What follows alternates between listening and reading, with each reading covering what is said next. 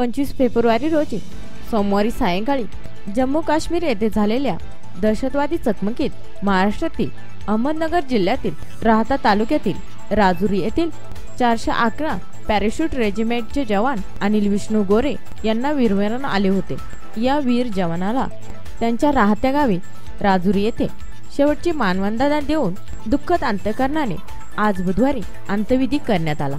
यावेळी जिल्ह्याचे पालकमंत्री राम शिंदे, खासदार सदाशिव लोखंडे, आमदार शिवाजीराव कर्डिले, जिल्हा अधिकारी त्रिवेदी साहेब, जिल्हा परिषद अध्यक्ष शालिनीताई विखे, जिल्हा पोलीस अधीक्षक रंजन कुमार शर्मा, DYSP सोमनाथ वागचौरे, रामगिरी महाराज आदी मान्यवरांनी वीर जवान अनिल विष्णू गोरे यांना शेवटची मानवंदना दिली।